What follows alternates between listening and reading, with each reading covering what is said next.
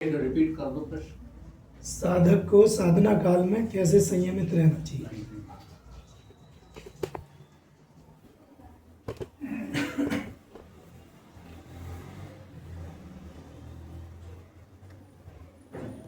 चल रहा है। इस संयम शब्द का जो है, प्रत्येक शब्द का दो जो है अर्थ होते हैं। एक अर्थ होता है उसको सब के अर्थ बोलते हैं, और दूसरा अर्थ होता है उसको लक्ष्य अर्थ बोलते हैं। तो सब के अर्थ का क्या मतलब होता है? सब के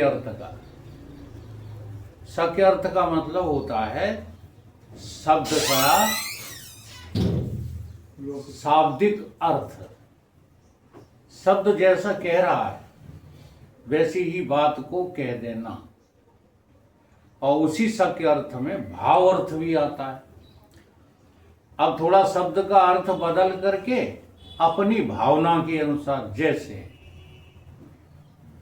व्यवहार काल में जो सतोगुणी व्यक्ति होते हैं उनका संयम कुछ और होता है, और जो रजोगुणी और तमोगुणी होते हैं उनका संयम कुछ और होता है। जैसे सतोगुणी आदमी सुबह 4 बजे जाग करके स्नान ध्यान पूजा पाठ में लग जाता है कि नहीं? और रजोगुणी आदमी सुबह जाग करके टहलने घूमने में लग जाता है, और तमोगुणी आदमी सुबह जाग करके पैसा में लग जाता है। तो तीनों के हैं तो संयम ही। सबको अपने अपने समय पर संयम है कि नहीं है।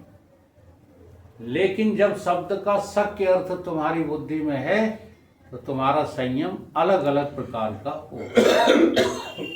और जब लक्ष्य अर्थ है, यानी परमात्मा को पाना ही मेरा लक्ष्य है, तो संयम का जो है अर्थ यथार्थ हो जाता है। इसलिए भगवान ने संयम शब्द का प्रयोग कहाँ किया है?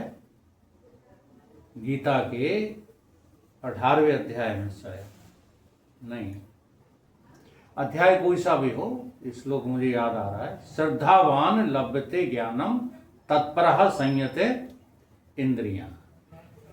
इंद्रियों का संयम। अब इंद्रियों का संयम क्या है, वो इनका प्रश्न है। साधना काल में हम जो है इंद्रियों का संयम करके कैसे रहें? तो साधना काल में आंख को देखना बंद मत करो। ये कौन सा संयम है जो भगवान गीता में सिखा रहे हैं? ये वो वाले संयम नहीं है नहा धो करके रोजाना जो है बैठ जाते हो पूजा पाठ करनी। ये तो वो भी व्यवहारिक संयम है, वो भी आपकी साधना में ही आएगा। अगर सुबह 9 बजे तक सोते हो और तुम परमार्थिक संयम करना चाहो तो वो नहीं हो पाएगा। समझ में आ रही बात? इसलिए व्यवहारिक संयम भी आवश्यक है, और तुम्हारा जो उद्देश्य है उसके अनुसार संयम वो साधना काल में आवश्यक होता है। तो कैसे हम इंद्रियों का संयम करें? तो दूसरा श्लोक दिया है। भगवान ने कहा इंद्रियां अर्थेषु वैराग्यम अनअहंकार एव च जन्म मृत्यु जरा व्याधि दुख दोषान दर्शनम। जन्म में, मृत्यु में, जरा में, व्याधि में हम क्या देखें? दोष दर्शन देखें। उसमें जो है गुण दर्शन न करो, इनको सबको दुख रूप जानो, सुख रूप न जानो। एक साथ जो है छलांग मत लगाओ। नहीं, लोग छलांग लगा करके जो है सुन सुना करके कहने लगते हैं जा मरने से जग डरे मेरे मन आनंद। ये साधना नहीं है, ये तो सिद्धि है। जो आत्म सिद्धि पुरुष होते हैं उनको ही ये कहने का अधिकार है कि जा मरने से जग डरे मेरे मन आनंद, मरने से ही पाओगे पूर्ण परमानंद। ये तो किसकी अनुभूति है? जो आत्मबोध को प्राप्त व्यक्ति, सिद्ध पुरुष है, उसकी ये अभिव्यक्ति है। नहीं, आपको तो अभी जो है मृत्यु से भय करना है, क्योंकि वो दुख देने वाली है। जन्म दुख देने वाला है। जन्म में खुशी मनाने की क्या आवश्यकता है बताओ? ये हम लोगों की यहाँ परंपरा हो गई है कि जन्म होता है तो ढोलक बजते हैं, मजीरा बजते हैं, नाच गाने होते हैं। किस बात की खुशी मना रहे हैं? जन्मत मरत दुसह दुख के आंसुओं में मुख धोते धोते, जन्म अनेकों हुए तुम्हारे वृथा समय खोते खोते। अब तो चेत अचेत अभागे मत कर टालम टोल, पुजारी अब तो आंखें खोल, आंखें खोल करके साधना करो। सब कुछ आपको दुख रूप देखना है। धन दुख रूप है। हाँ, अगर आपका जो है लक्ष्य, अगर आपका प्रयोजन परमात्मा है तो, नहीं तो दुनिया को धन सुख रूप दिख रहा है, दुख रूप का है। धन कैसा है? सुख देता है कि दुख देता है?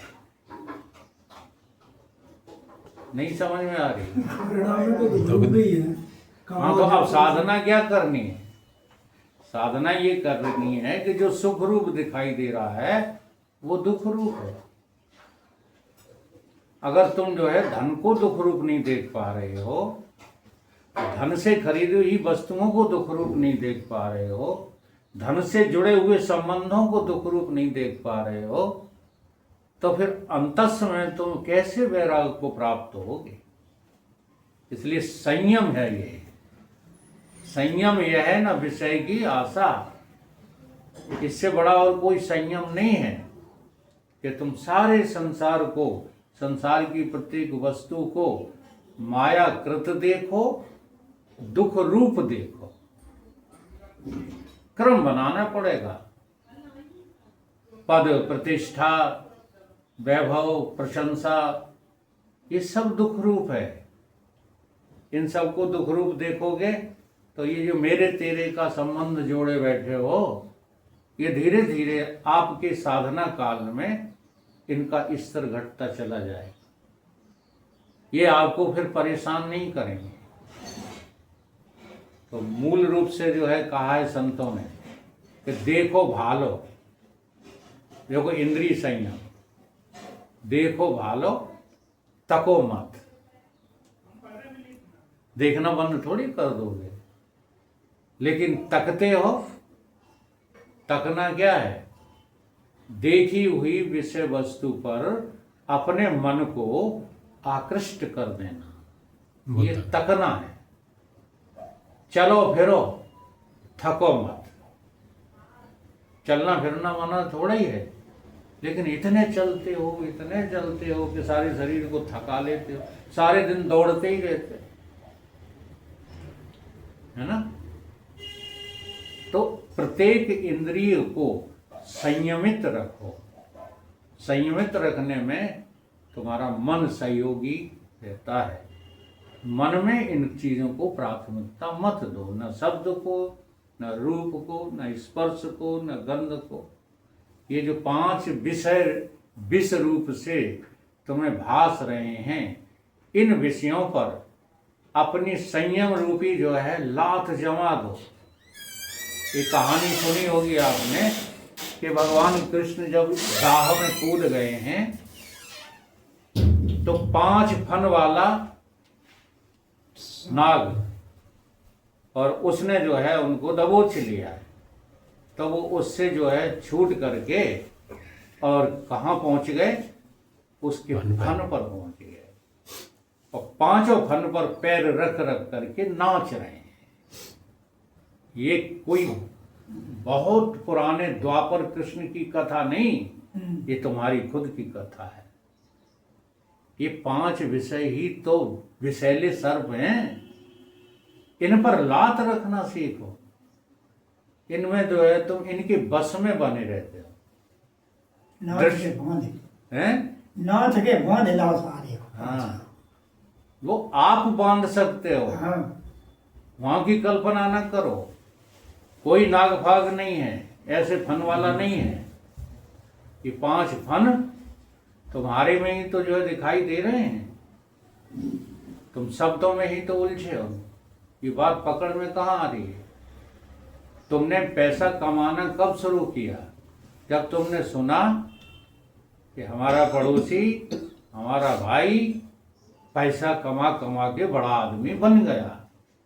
यही तो शब्द सुना तुमने, और तुम इस शब्द के क्या हो गए? अधीन हो गए। तुमने इस शब्द पर ऊपर पैर रखना नहीं सीखा, यानी कि साधना नहीं की, संयम की साधना। समझ में आ रही बात? तो इंद्रियगत संयम, फिर मनोगत संयम। मनोगत संयम क्या होगा? ये मन जिधर को जा रहा है उधर नरक ही नरक है। इसलिए मन का सहज स्वभाव समझ लो कि ये नीचे की तरफ जाता है, और बड़े यत्न से तुम अपनी साधना के द्वारा इसको सत्संग में लगाते हो, परमात्मा में लगाते हो, लेकिन फिर भी ये मानता नहीं है। ये जाएगा तब नीचे को ही जाएगा। समझ रहे? तो इसके प्रति सजग रहना ही संयम है। अहंकार के प्रति सजग रहना ही संयम है। बुद्धि के प्रति सजग रहना ही संयम है। संयम यह है न विषय की आशा। तो साधना काल में सजगता से बड़ी और कोई जो है संयम नहीं है। सजग रहो। सजग रहने का नाम संयम है। जब तुम संयम करोगे तो तुम्हें श्रद्धा हो जाएगी किससे? भगवान से। और भगवान से श्रद्धा हो जाएगी तो भगवान के बताने वाले से श्रद्धा हो जाएगी। फिर तुम अन्यत्र संसार में कहीं श्रद्धा नहीं करोगे। ये संयम की साधना से ही सिद्धि श्रद्धा वाली प्राप्त होती है। और श्रद्धा तुम्हारी ज्ञान का सोपान है। श्रद्धा भक्ति का सोपान नहीं है। श्रद्धा कर्मों का सोपान नहीं है। इसलिए तो लोग श्रद्धा को समझ नहीं पा रहे। जहां उल्टे सीधे काम कराए जाते हैं उन्हें तो श्रद्धा है। काहे की श्रद्धा है? श्रद्धा तो केवल जो है ज्ञान का सोपान है कि नहीं? योग में 8 अंग हैं, वहां श्रद्धा नहीं मिलेगी। है क्या? 8 सोपान योग के, उनमें श्रद्धा का नाम है कहीं? देख लो। और कर्मों के तमाम सोपान हैं, उसमें कहीं श्रद्धा का नाम दिया शास्त्रों में? परंतु ये पंडित लोग थोड़ा सा भी विचार नहीं करते। और माताओं तुम्हें बड़ी श्रद्धा है। किसी माता को श्रद्धा नहीं। श्रद्धा बहुत कमजोर है। गोस्वामी तुलसीदास जी ने श्रद्धा का जिक्र किया और कहा साक्षात पार्वती और शंकर का नाम ही क्या है? श्रद्धा और विश्वास। ये इतनी ऊंची चीज है। इसलिए श्रद्धा जब तुम करोगे तो संयम होने लगेगा, और संयम की परिपक्वता का नाम ही श्रद्धा है।